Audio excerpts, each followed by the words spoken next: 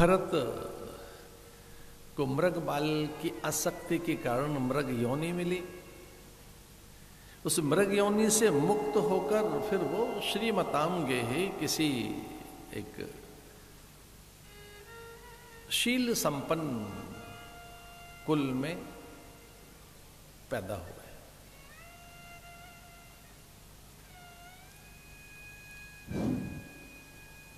पूर्व की स्मृति के कारण निर्ग्रंथ हो गए।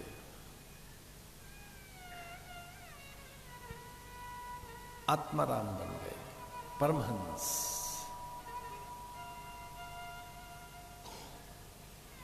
अपने शिष्य को याद करने लगे, जिसके कारण मृग योनि मिली।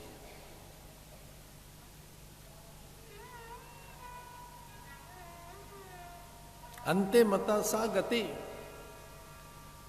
जैसी अंत में मति होगी वैसी गति होगी, वैसी गति होगी जो अंत में सोचोगे। मृग का विचार किया तो मृग बन गए। मृग योनि से मुक्त होकर फिर मनुष्य देह में आए और फिर ज्ञान से परमहंस बन गए। सन्यासी भी 4 प्रकार के हैं, कुटीचक, बहुदक, हंस, परमहंस। ये परमहंस संहिता है भागवत, सामान्य नहीं है। अपने शिष्य का स्मरण किया और वो चूंकि गुरु की गोद में खेला था, गुरु का स्पर्श मिला था, गुरु ने मंत्र दिया था। यद्यपि पशु था, मृग को मंत्र दिया था भरत ने। भरत सामान्य नहीं, इस पूरी धरती का शासक, उसी के नाम से तो भारत है।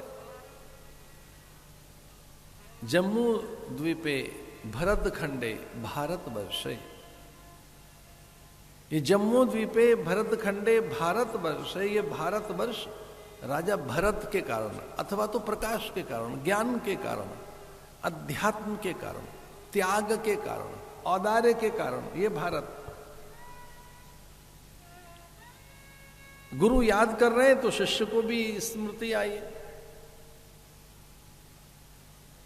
कभी कभी ऐसा अनुभव में आता है, और कुछ महापुरुषों ने कहा भी है कि ऐसा लगता है कि, पर ऐसा है नहीं, गुरु ने बुलाया है इसलिए आया है। लगता है ऐसा है कि हम गुरु के पास पहुंचे हैं, तीर्थ में पहुंचे हैं, भगवान के पास हम दर्शन करने गए। हमारे यहां तो उत्तर भारत में कई तीर्थों में ऐसा कहा जाता है, चलो बुलावा आया है। तीर्थों में पहाड़ों से बुलावा आया है, आमंत्रण आया है, बुला रहा है, और सच में गुरु ने बुलाया। भरत को लगा जिसके कारण ये मैं, और वो बिल्कुल तुरिया तक पहुंच गया था। कहीं साधन उनका खंडित हो गया। जो ज्ञान की सप्त भूमिकाएं थी उनमें वहां जो तुरिया तक पहुंच रहे थे, और वहीं शिथिल हो गया, ज्ञान खो गया।